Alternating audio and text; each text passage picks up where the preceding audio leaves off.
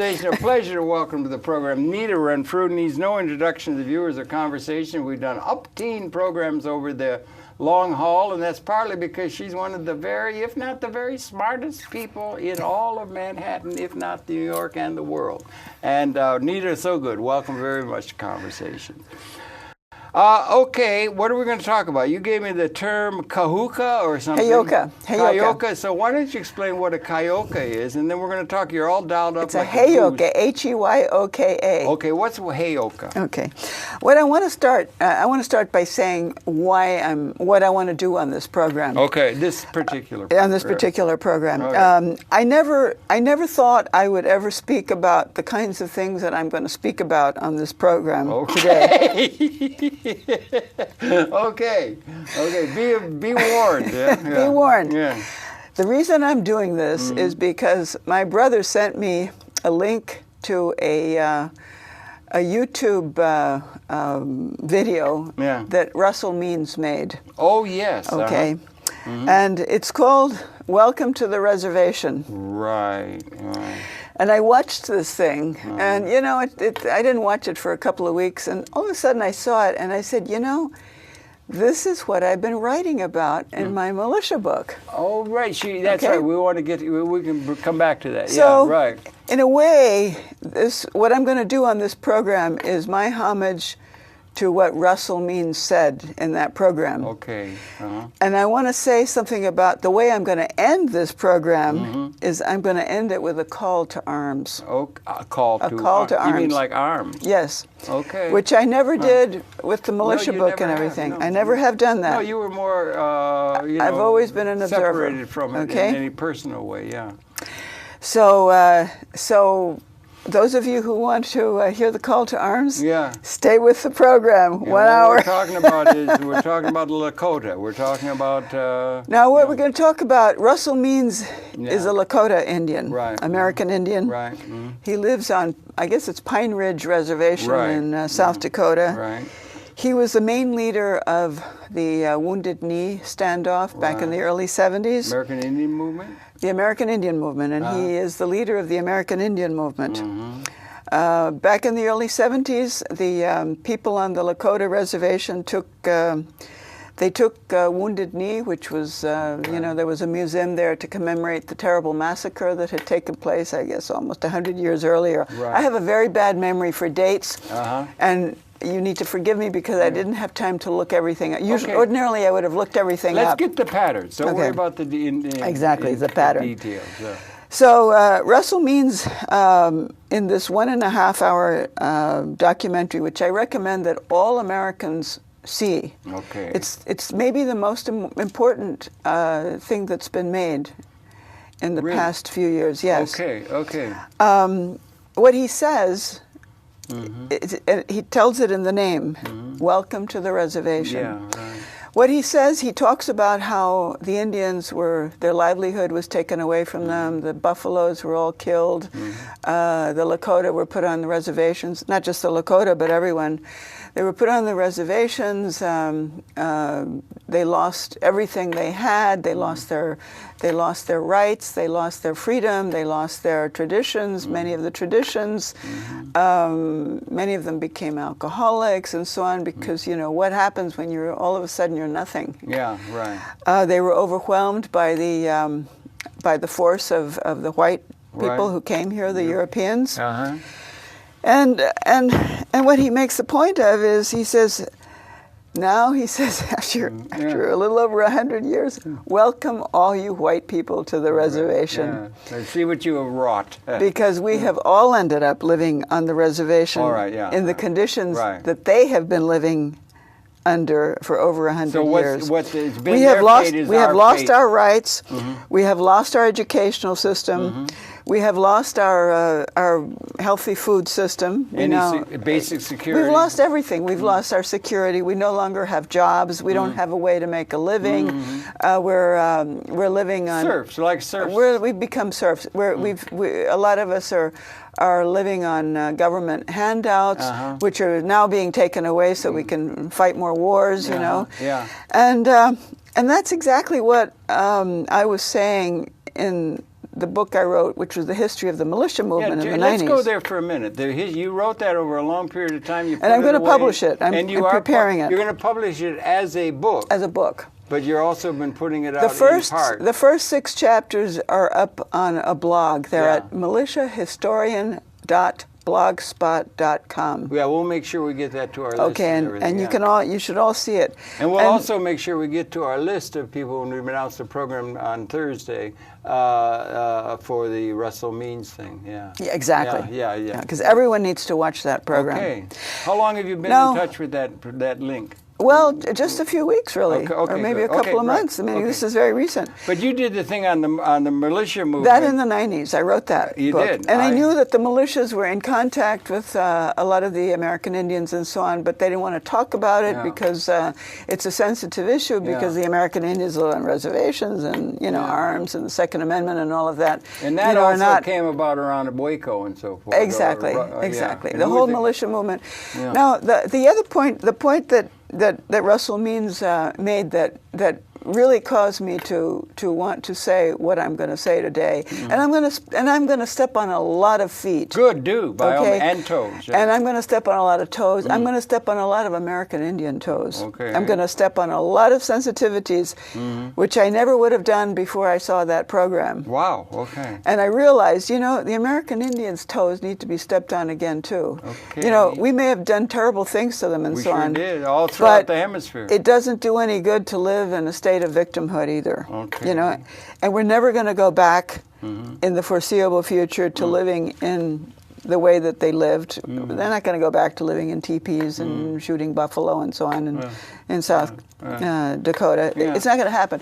It may happen in 500 years. But it's also a metaphor for the broader world beyond the United States. Exactly. Okay. But I'm concerned with here and now because I'm here on this land. Right. And every piece of land in this world, every place has its own energy. Yeah.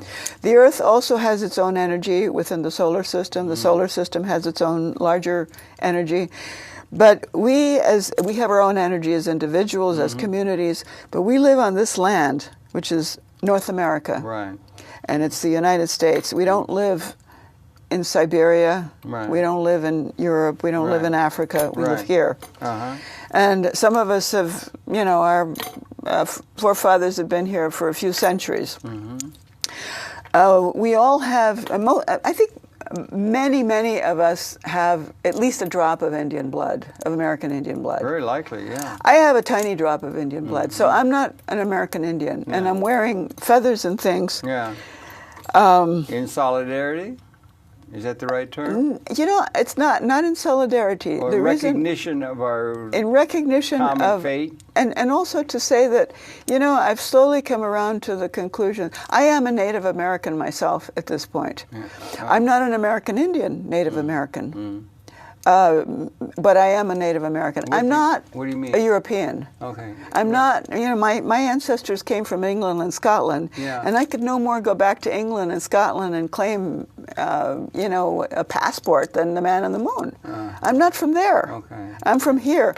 I've been eating the food that was grown on this land up until recently. We no longer have food that's grown anywhere. It's all Monsanto Terminator but, seeds. My ancestors for the past few centuries have been eating the ancestors of the people here, as I heard one Lakota say, because the ancestors are buried, and then they go to fertilize the food, and we eat them. So, we're all mingled now. Our genes, our cells are all mingled. And I know this is going to hurt the sensibilities of a lot of American Indians, because a lot of them believe that that they own their traditions and the feathers and the this and that and the other.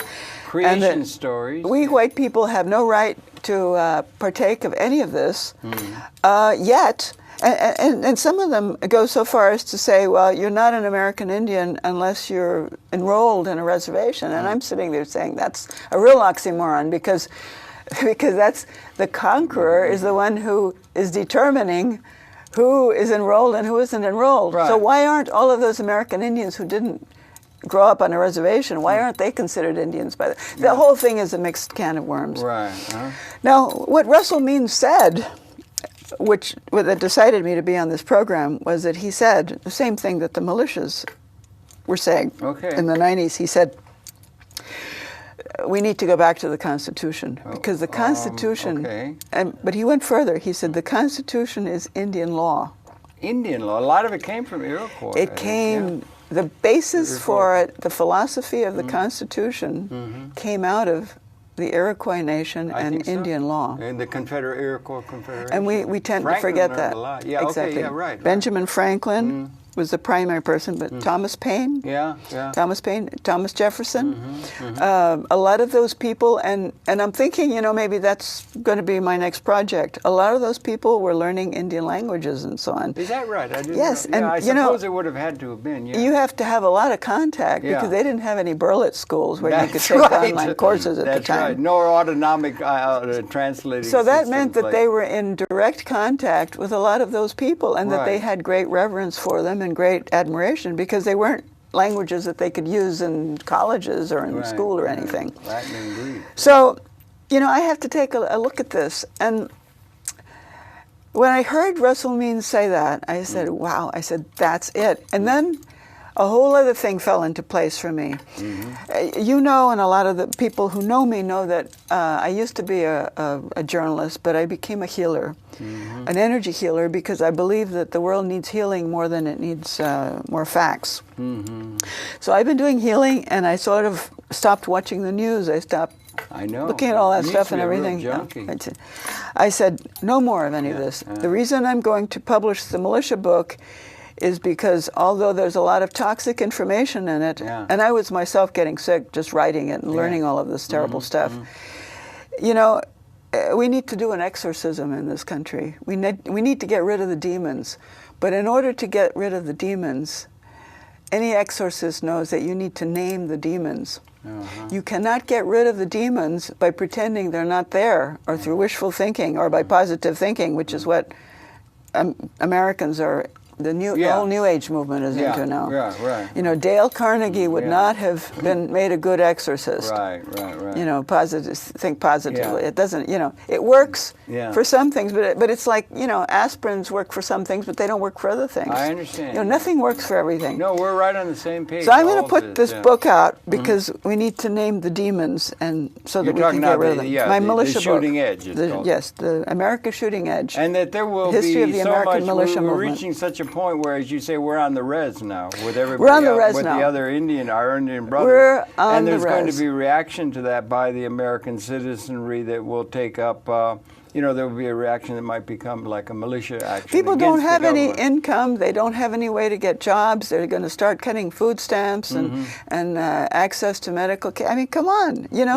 That, in my mind, would mean that the government has to know that that's going to cause food riots, which means that they mustn't want them. And then at the same time, we see that FEMA's, planning the largest exercise ever. Are they really? Yes, for May. Around the hypothetical possibility that there's going to be that earthquake down the center, the Madrid earthquake I've heard fault. of that vaguely. Yeah. Well, I mean, I couldn't believe it, but I saw. And I do think I saw a clip where the FEMA people are talking about it, and they're inviting businesses and so on to come and join in the preparation so they can test their own preparedness. And I so believe on. the Internal Security Act or something, Internal Security Act that was done back in the 50s, was it? It was in the 50s against commies with the thing Eastland and all that kind of stuff is still in effect. And there are actually camps that have been. There are camps all over the place. And there were lists. 200,000, 200,000 lists of people to be picked up under extreme threat and cessation of habeas corpus or Casi Pomitatis or any of these kind of things. Well, you're going to be on this list by the time we finish this program. Yeah, no, good. If you weren't already. You're going to get me on the guest list come hell or high water. Huh? Okay. No, but that's still, those things against internal uprising of absolute massive discontent are still in the books, including there were places where the things are existing, the places are existing where they can intern people. In this country. I want to say it's still on the books. I want to say that the person that I honor the most in the Indian nation is Fool's Crow. Fool's Crow. Let me hold it up here. I'll Fool's hold Crow, it here, Josh. Maybe you can get Fool's a chance Crow to was come a in. great, great medicine man, and he was the spiritual advisor, and he was the spiritual mediator at Wounded Knee. Okay. He was on the Pine Ridge Reservation, and he was the greatest. He was a great statesman. He was a great medicine man. And he was full of humility, and he lived to about 100. He's the one person I would love to have met of all of last century, and I think he was probably one of the 10 most important people of the last century. I understand Crazy Horse. Crazy Horse was that was Crazy before. Crazy Horse's name. Were you at the meeting where somebody said the real translation is much more dignified, something about a horse with great dignity or something in terms of his name of his. Well, name. Fool's Crow is actually Fool's Crow is really something like. It was translated as fools, but it means something more like crazy crow or something, but not exactly crazy. Yeah. Because and Nita here has to hold it up. Oh, you hold it up. and here's where it comes in. No, it's- here, honey, to this camera. Here's where it comes in. Yeah, okay. Fool's Crow was a heyoka. Heyyoka. Oka. Okay. He was a heyoka medicine man. Okay, what is a heyoka medicine man? Now here it is. gonna put on- She puts it, and she's getting. Oh, she's got the wolf's hat. Okay, you come with. Oh, that's great. Now come in tight clothes on that head. That's really good. Heyoka. Okay. I wear this hat. Now tilt your head down so they can see the eyes and everything with the head. There you go. There. That looks perfect. That's perfect, Nita. That's great. Okay. Okay, this is me. Now a heyoka is a sacred clown. a sacred clown, like a jester, or a sacred clown. More than that. Yeah. It's more than that, but a jester. It's like, what is a heyoka today? Heyoka today is Comedy Channel. Is Comedy Channel. Okay, right. It's a heyoka today is the clown who is irreverent. He he keeps people from becoming too righteous and caught up in themselves, Right. and too serious. Very valuable Exactly. citizen. A heyoka, under the guise of a sacred clown, can insult people when they're starting to get too full of themselves, including the leaders and so on. Yeah. In the Lakota tradition, the heyokas are the most powerful medicine men. Okay. And the heyokas are people who have been visited by the thunderbirds. Thunderbirds. Thunderbirds are a mythical bird that lives around lightning and thunder. Okay. And heyokas, in order to be a heyoka, you have to be called to be a heyoka. You have to dream of lightning, dream of thunder, have run into the sacred heyoka clown out in the forest or something. And once you have been called, you cannot deny the call. Really? Because you will either die or someone close to you will, and the thunderbirds will make your life hell until you accept the call. Now, is this something that was widespread? Were there a lot? Was it something that's recognized widely? I've never heard that. There weren't a lot of heyokas, but there are heyokas. And Fool's Crow was a heyoka, but he didn't necessarily go around insulting people or anything in his older years. I don't know. I know when he was younger, he actually performed the clown ceremonies and so on. And basically one of the things that the heyokas will do is when it's very cold, they'll be burning up and they'll complain about how hot it is, and they'll pull out a fan, or when it's very hot, they'll be shivering and freezing to death. Josh, I think you ought to get another shot of her head, and you ought to put your head down a little bit. Yeah, you ought to get a shot of that head, if you can, and everything. We keep talking. Now, this is my clown heyoka hat. Yeah. Now, keep talking. Put your head down now. And there. Now talk. Just talk. And I know that here I'm stepping on a lot of Indian toes, because this is a bit on the Comedy Channel. American Indians are going to say this white woman has no right to appropriate any of our customs. And I'm saying celebrate those customs. I'm saying celebrate them because the Yeah. Constitution is your custom, Okay. and that's the law of this land. It's So the you Indian think the law of Sioux this could land. buy in, the Sioux and the Lakota could buy into the Iroquois? Is that there? Did they make? Well, a you know, common Russell bond Means there? talked about the Iroquois Yeah. on his program, and Yeah. that's the basis for Indian law. Uh-huh. So, you know, where these tribes were at war before, they're no longer at war either. And in fact, a lot of the Lakota customs, because the Lakota traditions are better known than the others, have been appropriated by a lot of the other And did tribes. the Lakota traditions and everything, and you have a mass sort of thing coming, the Europeans coming with intractable power and new advance of technology and technology, they were going to override the people who were before. Did they have we just did a program with Reem that aired on Tuesday and everything, and she said there was a thing at the Nakba, the disaster of Israel establishing itself and so forth. Did it have a critique of the European? This is do you understand This what is I'm a facsimile of the Constitution that Russell Means. This is Indian law. saying? Did you get that from him?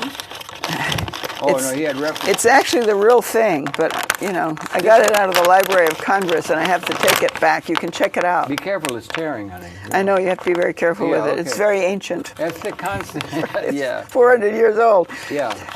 This is Indian law. Now, as a healer, you also know that a few years ago, I was doing Reiki, and I began to be called to do shamanic work. I remember, yeah. And I deliberately stayed away from the American Indian shamanic traditions because I knew that there was this controversy about, you know, white people, you know, stealing even their traditions Yeah, and all this sort of. So I said, okay, I don't even want to get involved in that. Yeah. You know, like I'll learn about Siberian shamanic traditions and Greenland. European ones. And I went to Greenland You to did. learn about Eskimo shamanic Yeah. traditions, all this sort of thing.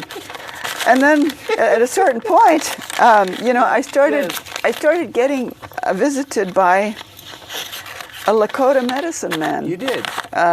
In the spirit form. Spirit. Yeah, okay. Someone who's no longer here on this plane. Yeah. And he started bothering me and telling This me, was like in a dream state or in a meditative state? well, you know, I used to be a reporter, so there's a part of me that says it's the imagination, or Yeah. it's the dream state. Yeah, But then there's the other part of me that knows that that's not so, you know, it's like bigger than that. it's yeah. bigger than Yeah, that. right. And after all, what is the imagination? Right. You know, we don't really know that much Yeah. about. I mean, we're just Smarty ass. We are You know. just smarty ass think we know it. so the part of me that believes that, you know, because I didn't believe it at first, and I just really resisted. And he said, "You have got to follow the red road. The red road is what you call the American Indian spiritual path." Did they in the Red Road or in the, let's say, just being kind of in a sense political or something like that, did they have a rallying cry against the overall thrust of the European creation of this reservation that not only took away their rights but also are taking away the rights of everyone? Did they have a rallying cry contained within the context of that? Well, AIM is really about the American I Indian had Vernon movement. Bellecourt was a dear friend of mine. He And- was great. He and Russell Means were good friends. They were Russell. Yeah. Well, you know, Russell Means will probably feel like I'm stepping on his toes with this show, even though it's in a way it's a homage to the things that he said. They have a rallying cry. But that's okay. No, we could rally at the flag of what they're saying is what I'm getting Exactly. at. And Yeah. also, I know you're But talking they may about, not want to accept it. Well, they may not. But that's because okay. They got their That's own okay. turf pushing on that. Yeah. That's the case. You ever go to BAI where they're all arguing who's got the real truth about how terrible things are Exactly. and everything. But the thing is, I'm saying, and also this thing is not only here for the Americans, it's going to become clearer, as you say, but also on a world scale, it has meaning in terms of a world that is being treated much like the American Indians were treated by the Europeans. I realized You when understand? I realized when this Lakota medicine man spirit started coming to me and talking to me, and he said I needed to follow the red road, and I said no, I don't want to. That's the one thing I don't want to do. And he What just did that mean to you, Red Road? well, the red road is the way of the American Indian. It meant. Well, what is that red road? Well, is it has that a to do war with. path, or is that a It's acceptance? it's or what? carrying a pipe. Carrying a pipe, yeah. Because the pipe is basically it's the way of the land here. Yeah. All of the different tribes smoked pipes, both in the north and the south, and the traditions were a little bit different. The pipe was brought to the Lakota by a white buffalo calf woman, and our anthropologists and so on say that tradition only goes back a couple of hundred years, but somebody like Foolscrow would say no, it goes back a lot farther than that. And in the pipe was tobacco? And the pipe was tobacco. Tobacco was sacred. It is sacred to the American Indians, and I have learned that. And they say the reason it's causing cancer in us and so on is because we are not using it as medicine, and medicine in the spiritual sense, not medicine in the prescription doctor sense. Okay. Medicine is something that you use for spiritual path, for spiritual power. Yeah, maybe homeopathy. So, for instance, the white people started to call the pipe. They called it. Well, they called it. I brought my pipe. I carry a pipe. Okay. And I'm not going to bring it out because that's the one thing I am going to honor, because the pipe is something that you're not supposed to show off. And I'm sure that there are a lot of American Indians out there who are going to be offended by the fact that I even carry a pipe, or that I would even show it inside the bag. What's wrong with carrying a pipe? I don't understand. Because that's not just a pipe like a Dunghill or something. No, this is what they consider that this is their religion. Peace this pipe is their. They used to talk well, about, the American the white settlers began to call it a peace pipe because it was smoked during peace talks and so on. But in fact, it's smoked in the Sweat Lodge. It's smoked for all ceremonies and so on. Okay. And it's smoked for healing ceremonies. It's so smoked all we're going to see is the cover of the pipe? All you're going to see is the cover of the pipe. Okay.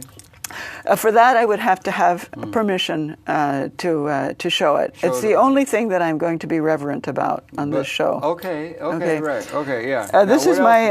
This has tobacco in it. This has tobacco. Is it any special kind or anything? Or they smoked. What is that? Is that like they call this in Bolivia? They call this a chispa or something like that. They wear that they keep tobacco, I guess, but also coca. They had coca. Exactly. They have it in Bolivia. It's different, but it's part of the American tradition. They mix the tobacco traditionally in different places. Can you show what's in there, or you don't want to? No, it's just tobacco. Just tobacco. Which kind? Does it make a difference? Is it just Dunghill, or is it Bugler, or is it just regular? This tobacco is. It's in a. Even the Indians now use plastic.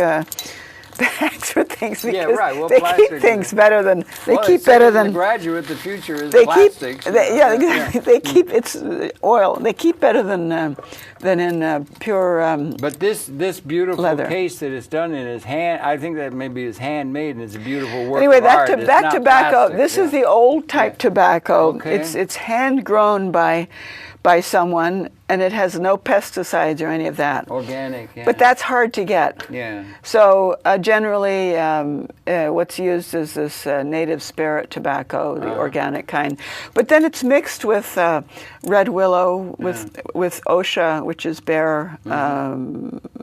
That's the bear root with the bear berries, with different things like that. These are traditional mixes that These are traditional mixes that they had. So what they smoked wasn't generally pure tobacco. Okay. And so they say that that the tobacco, and they didn't smoke tobacco for pleasure. No. They smoked it was to prayer. Yeah. When you're smoking tobacco, you're praying. Yeah. When you're smoking the pipe, you're praying. Right. And I'm not an expert on all of this because I'm just learning myself, so I have to acknowledge that. Yeah. And You're I don't know, always learning new things. Some of my teachers may even be offended by what I'm doing. Yeah, right. I want to hold this up. What is that? This is a coyote tail. This is a coyote tail. And this is to give homage to Louis Mail Madrona, who is Lakota Cherokee heritage. He's a teacher of mine. He wrote Coyote Medicine. Okay. So he's a Western MD, and he's also a traditional medicine man. Okay. And he believes in using what works, and he has been very supportive of my work. Good. And he is an amazing teacher. And how long have you been his engaged? Medicine is coyote. Okay. How long medicine. have you been engaged in this tact, as it were, of the Amerindian contribution? Only how long about has that been? two A couple of years. months, A couple of years. A couple of years. A couple of Okay, years. that's more recent. Yeah, right? it's pretty recent. You had been very involved in all the stuff about it. You wrote that wonderful book on Saddam Hussein. You worked with Gary Sick on the thing. Well, that's when I was a reporter. You were at the Center for the Consular and Foreign Relations kind of connections and related and all that. I was on some of their study groups on the Middle East. In the study groups, you were very intensely involved. You wrote that book, that great definitive biography on Saddam Hussein. You had, anti-war things. You have thoughts about the Palestinian and Israeli situation. Then you went into a period of spiritual. Now you're coming out, and now you're getting into. You wrote the book that you put under wraps for a long time that I have a copy of. The History of the American Militia Movement. The history of the America's Shooting Edge. The Shooting Edge is added to that. That has an implication of violence. Is it meant to, or what? Shooting. And what about that militia notion, and also the challenge from, let's say, the Amerindian thing? We're all serfs on a reservation. It's coming to that. There's going to be food things. There's going to be reaction. Is there going to be terrorism? Is there going to be bombs? Are there going to be some sort of thing other than just acceptance? We have no control over what there's going to be. No. Okay. But the Second Amendment was written into the Bill of Rights. Yes, that's true. After the Constitution. Yeah. And it was basically to protect the right of the individual to bear arms, to keep and bear arms. And people have tried to turn that into that it's for sports and so on. It has nothing to do with sports. Right. People like Thomas Jefferson and Madison and so on believed to protect against an oppressive government. To protect against an oppressive, which has come. Which has come. Which has and come. It's going to become more felt. So the right to keep and bear arms is so that if all else fails, you take up arms in order to get rid of an oppressive government. And can you see that coming over the horizon? Well, I see it right there. You see it there. And they're trying their best to take weapons away from people, to take arms away from people. Uh-huh. So, okay. And they took them away from the Indians, Mm-hmm. you know. Mm-hmm. But they haven't taken them away from the militia movement people. Right. And I have an idea that a lot of the Indians may be part of it. Talk on. I get a good cough drop. So anyway, I want to talk about, this is actually a book, Indian Givers, and I'm going to read something out of it. It's a book that was written by Jack Weatherford, who was an aide to Senator Glenn, and it's basically a history of what the Indians have given the world, including potatoes and tomatoes and so on from Latin America. But and here he's talking about the founding Indian fathers. The founding fathers faced a major problem when it came time to invent the United States. They represented under the Articles of Confederation 13 separate and sovereign states. How could one country be made from all 13 without each one yielding its own power? Reportedly, the first person to propose a union of all the colonies and to propose a federal model for it was the Iroquois chief Canasatego, speaking at an Indian-British assembly in Pennsylvania in July 1744. He complained that the Indians found it difficult to deal with so many different colonial administrations, each with its own policy. It would make life easier for everyone involved if the colonists could have a union which allowed them to speak with one voice. He not only proposed that the colonies unify themselves, but told them how they might do it. He suggested that they do as his people had done and form a union like the League of the Iroquois. So basically, the Iroquois, one of the things was that they did not have territories or colonies. Mm-hmm. Everyone was an equal partner, and there was sovereignty over each specific go ahead. Tribal land and so on. But they met every now and then. I believe it was every 5 years at the time, in order to have sort of overall outlines and so on for everything. Mm-hmm. And that's the model that we have That's the model that we have. That's the model that we have, and they smoked a pipe when they did that. It was originally the Articles of Confederation, 1730, Exactly. 83. And then it went and had, but it was based upon that. So it was interesting, you said, I heard you mention the potato and so forth, and the traditions, because you got the Eurasian, you got the Amerindian populations. And, I lived for a year and a half among the Aymara that are rising up down in Bolivia. Evo Morales has become elected after having been treated shabbily ever since Pizarro in the southern hemisphere. So these have implications beyond. We're watching the news as they bombard the bejesus out of Libya now. Libya has a new model that might be bringing some sort of a challenge to the assumed historical legitimacy of the American model that they're trying to impose upon all the world in the name of what's creating this kind well, of Harold, let's situation. get back to this country. Okay, but I'm saying you need because I have a train of thought that I'm following. Okay, by all means, go ahead. I have a train of thought. I just want to make sure it's in a larger context of a general strike uprising the whole bloody planet. I want to talk about change. this, the Indian law here that Russell Means points out. Okay. And how influential that was in what we set up. Sorry, folks, I got a little bit of a cold. Of course, what's happened now is that we've done away with the Constitution. We've done away with Indian law, and it's no longer. I mean, you're not even allowed to bring it up in court or anything. Yeah. So, but the truth of the matter is that anything that any law that contravenes the Constitution is null and void. Mm-hmm. But you have to be able to enforce that. Yeah. And that's what's going to be enforced eventually when there's an uprising. Mm-hmm. Now, the Constitution itself. The Constitution itself. The Constitution itself. We need to enforce it. It's not these Tea Party people you're saying. No. Forget about that. Okay. It's the Constitution itself that we need to go back to and enforce. Oh, that's interesting. And we need to go back to the preamble to the Declaration of Independence, which came after that meeting that he talks about in here. Mm-hmm. And this is a very important declaration, and it should be the basis for all our law. We hold these truths to be self-evident, that all men are created equal, that they are endowed by their Creator with certain unalienable rights, that among these are life, liberty, and the pursuit of happiness, that to secure these rights, governments are instituted among men, deriving their just powers from the consent of the governed, that whenever any form of government becomes destructive of these ends, it is the right of the people to alter or to abolish it, and to institute new government, laying its foundation on such principles and organizing its powers in such form as to them shall seem most likely to affect their safety and happiness. Mm-hmm. Now, Jefferson, that's Jefferson. That was Jefferson. But, Jefferson was a great student of the Indian way. And was he really? I didn't realize Yes. And the only book he actually wrote, which is the Notes on the State of Virginia. He did that Bible also. There's a lot of that was Jefferson Davis. No, Jefferson, but the Jefferson yeah, you're right. Bible. There's also the Jefferson Davis Bible. Yeah, I was thinking. But anyway. Not Jefferson Davis, Thomas Jefferson. I know Thomas Bible, Jefferson, okay. And Madison. But anyway, so that's beautiful, isn't it? This is beautiful. Now, Thomas Jefferson, in his Notes on the State of Virginia, there's an awful lot about the Indian traditions and so on in there. And I read somewhere, and I need to check this out, that he was actually learning one of the languages, or he learned it or something.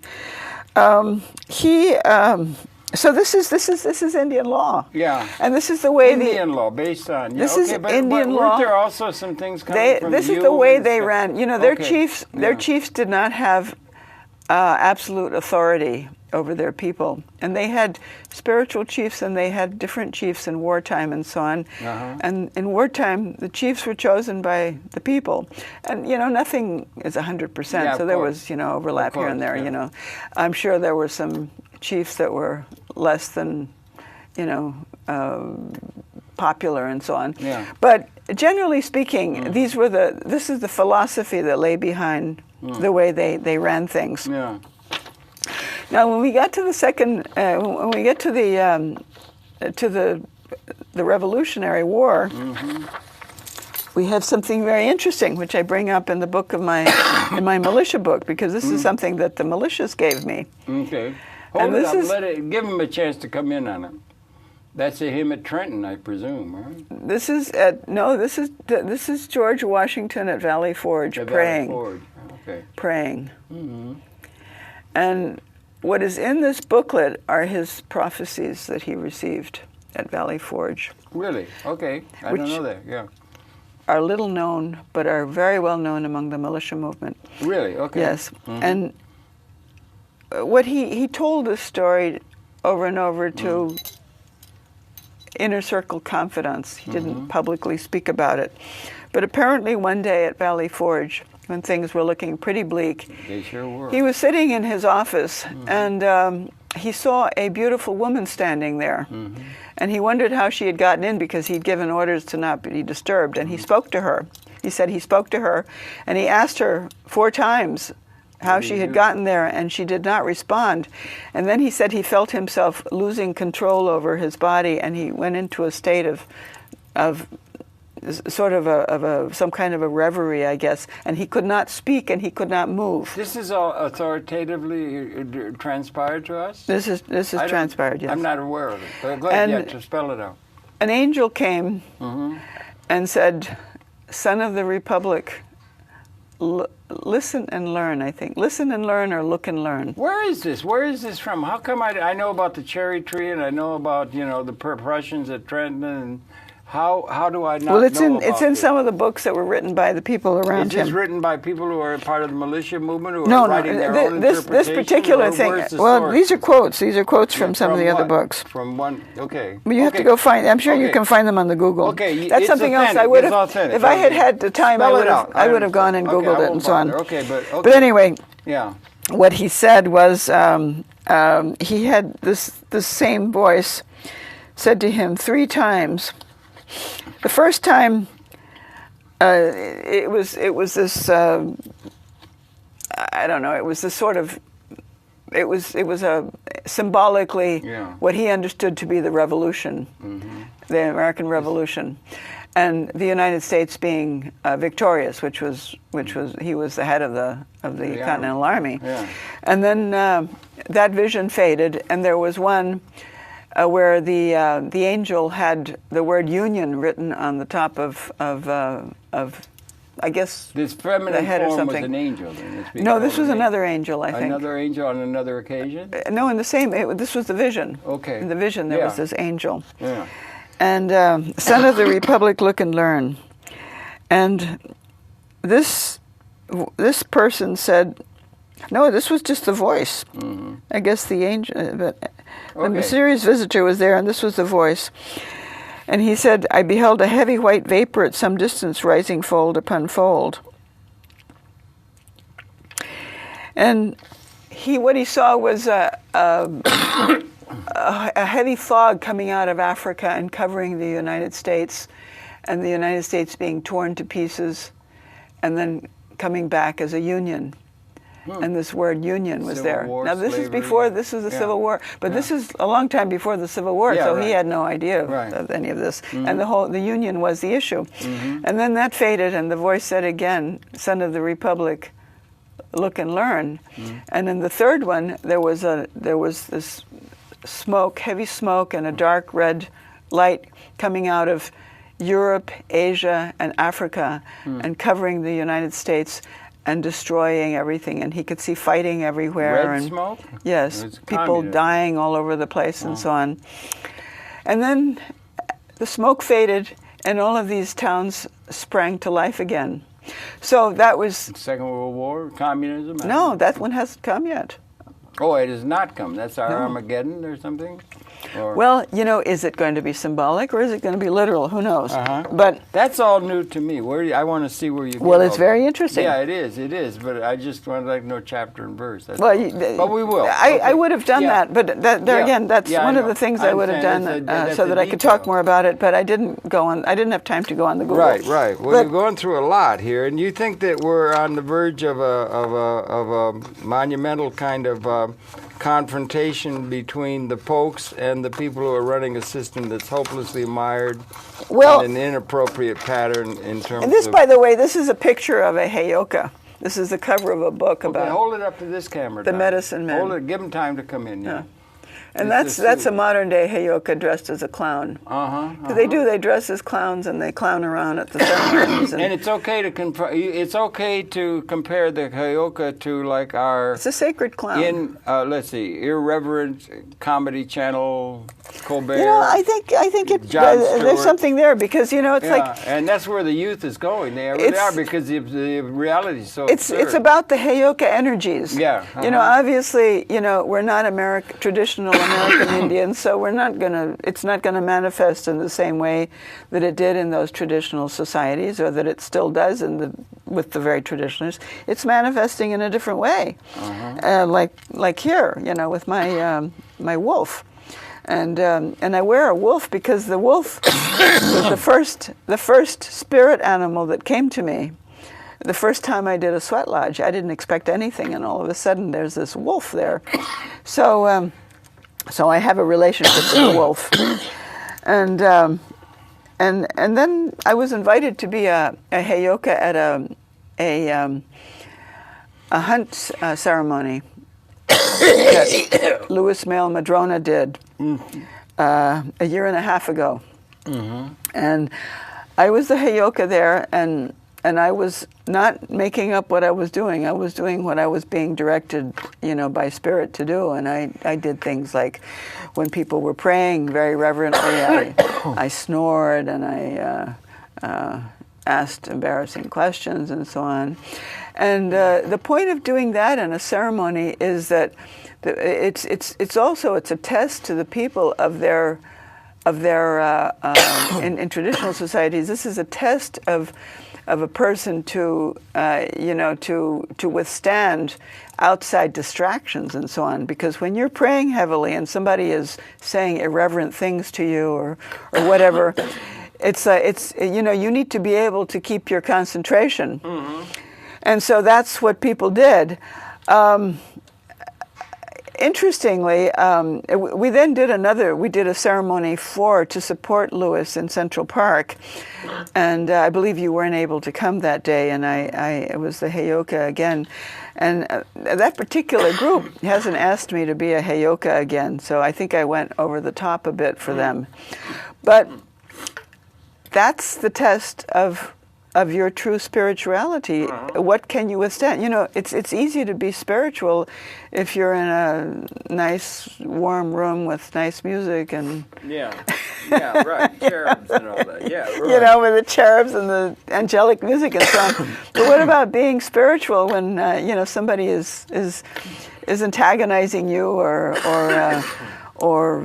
your worst enemy is doing something? I mean, that's the test of true spirituality. So that's another thing that the Heyoka is about. And so that's the comedy channel. So that is the comedy channel in a time of great, and it's coming off great, in the case of the Amerindian and the means and so forth, of great injustice delivered down on people you're very associated So maybe with. I should have my own news channel program, my own news program. Right. I could have a Heyoka news program. And I think there's much to be said for that. And I could make up all the news, and it would be more accurate than anything you're seeing out there. That's right. And it could also be having, this kind of thing, and it could be comedic, and also it could be very, very, because this situation you're predicting, or you're saying we're all on the reservation. I mean, the system. We're all on the reservation. Yeah. And that was. Have we been all on the reservation ever since forever? When did it change? We've been slowly being put on the reservation, just like the Indians slowly lost their tradition. It took some time, and then they were put on the reservation, and it still took some time. Yeah. But it's inherently unjust. And the inherent but the real reservation is when it gets your mind. You see. Yeah, like now I got a coughing spell, but go ahead. Yeah. And the real reservation is now because people are apathetic and they're not even thinking about changing anything, and they believe the news and they believe all this stuff, and they think we have to go to war against Gaddafi. Well, bring it up with Gaddafi. Gaddafi, I think, was it's totally insane. I think really Gaddafi may have been, and we may be airing it again because there's so much in the news. The French, or Sarkozy, I see Sarkozy is in trouble at a presidential level from a candidate, Le Pen, who is saying he's just an imperialist. Well, the thing that bothers me the most, the thing that bothers me the most, they're going to send troops. Brian Becker sent me a thing. They're going to invade. The thing that sends 2 million people have been killed in Iraq, for crying out loud. Well, the thing that bothers me the most about all of this, aside from the moral issue and the terrible things we've done to them, is that we're paying for it. And at the cost of, that's why we don't have any income or anything in this country, because we're paying, we're paying for everything over there. They're taking it away from us. Yeah. Somebody's paying for it. Yeah, right. It's not coming out. And NATO is being paid for by the United States. NATO is the United States, as a matter of fact. We have no right. Our government has no right. That interesting. And that's totally unconstitutional. Germany. And the Obama's United States has no right to use our tax money to go into those wars that are totally, have absolutely no basis, no reason for us to do so or anything. That's right. But anyway, but we're all on the reservation, so we have no say. You see, if you're on the reservation, you have no say, and you're just sort of beholden to the handouts that are given to you when they're there, because they're not always there. Yeah. Whatever handouts there have been in South Dakota. These people, people freeze to death every year. There's a war going on in the New Deal Harold, in this country. People freeze to death every year in the winter on those reservations, those Lakota reservations, because they don't have fuel oil, they don't have food, they don't have electricity. And we're we're spending money on wars, on destroying things. It's totally crazy. But the thing is that it's on the reservations, but now it's starting to happen here. And it could happen there, but for the grace of God, go on. It's on the reservations. It could happen here in the society, but large. Where it's like, because right now, it's like people are getting food stamps and everything, but once you start cutting them off, they're taking them away now. They're taking them away. Exactly. And they're voting. So it's going to be exactly like that. Yeah, it is. And they got this the extreme thing from the right. It could go, and then they're going to. And they don't have a system that's relevant to what the future But nobody's requires. Even talking about a solution. I thought about something historically. I thought I mentioned to you on the phone or something that the British, we made a revolution here in the United States of America in 1776 that I thought of Hume, and I thought of the Scottish Enlightenment as well as the Iroquois and everything, but we made a revolution that challenged the basic premise of what had been considered fundamentally historically legitimate, which was the feudal order of the dynastic states that had held for 1,000 years after Rome. We stood up. We were thought of as bumpkins across the ocean and so forth by the people who came. We made a revolution in 1776, and then the British came. It was about 38 years after we made that revolution successfully and so forth, and challenged the paradigm of legitimacy, assumed legitimacy.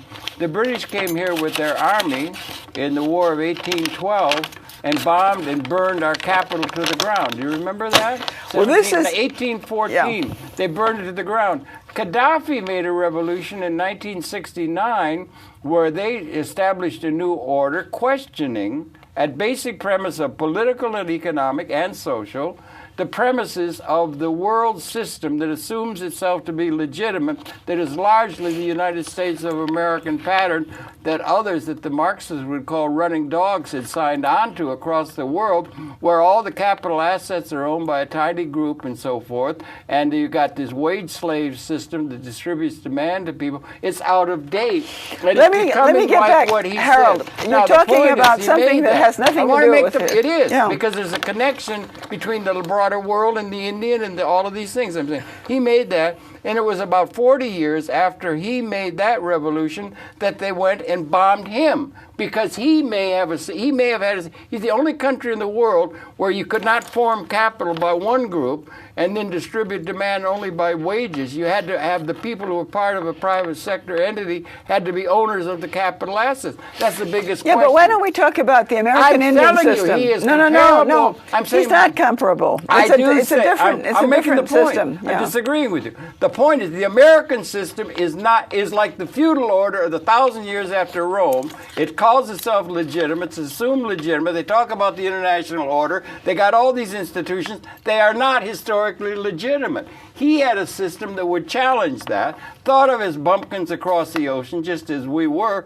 because they came over here in 1812 and they said, where the hell are all the assize courts and the powdered wigs? And that's what we're doing to the world now. You're taking up all the time. I want to get to my call to arms. Well, okay, a call to arms, okay. Tie it into what's going on today and tomorrow and this week, maybe with troops going into the country of Libya. No, I'm talking about troops coming into this country after Americans. Okay, I just made that point because we're probably going to air a program with Gaddafi again because I think it's relevant and he was ahead of history's curve. Go on, you got about 5 minutes. Exactly. So this is Patrick Henry's speech. Patrick Henry, good. Give me liberty or give me death. Yeah. And this is the original copy, the original of his oral speech that he made. Where did you get these documents? It's an oral speech that he made, but this is the original. Okay, good, yeah. You like that? Yes, the original is not the original. Cut it out. There's a copy the of the original of an oral speech. Go on. Yeah. Okay. Mm-hmm. So Patrick Henry is just as relevant today. And in the spirit world, he's calling out for me, and he said, please, he said, I can't do it because I'm in the spirit world and not everybody's going to hear me. So please read this to people. Read it quick. You and only tell got them. 2 minutes to do Well, so. exactly. Make it haiku. You see?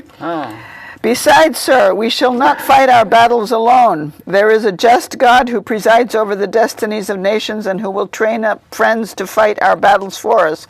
The battle, sir, is not to the strong alone. It is to the vigilant, the active, the brave. Besides, sir, we have no election. If we were base enough to desire it, it is now too late to retire from the contest. There is no retreat but in submission and slavery. Our chains are forged. Their clanking may be heard on the plains of Boston. The war is inevitable, and let it come. I repeat it, sir, let it come. It is in vain, sir, to extenuate the matter. Gentlemen may cry peace, peace, but there is no peace. The war is actually begun. The next gale that sweeps from the north will bring to our ears the clash of resounding arms. Our brethren are already in the field. Why stand we here idle? What is it that gentlemen wish? What would they have? Is life so dear, or peace so sweet, as to be purchased at the price of chains and slavery? Forbid it, Almighty God. I know not what course others may take. But as for me, give me liberty or give me death. Yes, that's Patrick Henry. God, but what's it? Is it dated? Is it dated? It was March 23rd, 1775, before the Virginia Assembly in St. John's Church in Richmond, Virginia. And this was... he was a great orator, right? He was a great orator. Yeah. And this Words stands. ring, yeah. This stands. Yeah. And Patrick, your words are being heard. So he's calling for Indian law. Well, you're making that connection. I understand. He's calling for Indian law. And I think you could find commonality between people who make those kind of new things and everything like that, calling for Indian law. That's good to do. That's good to be associated with that. And that, if ever there was a group of people who were, ring out. Give me liberty or give me death. Yeah, okay, right. And if ever there were people who were oppressed and maltreated and everything, it's been the Amerindian people. And Fool's Crow, give us some direction. Fool's Crow, the great statesman, and who knows the modern world. He left not so long ago. It's not going to help to hold it there. If you want to hold it up again, you have to hold it. I can hear it. You have to learn to get your camera. And here's for the geese. Do it. Here's for the geese that they're killing. Yeah, they were killing the buffalo before, and now they're killing our geese friends. Just for the heck of it, because they airplanes are more important than geese. Okay, yeah, right. Okay, is that a thing? Is that tambourine? It's a drum. A drum. It's made with buffalo skin. I made it. You made it? You did, really? You did yourself? How could you do it? Okay, thank you for viewing. It's Nita Renfrew, yeah. And she's a Kayoka.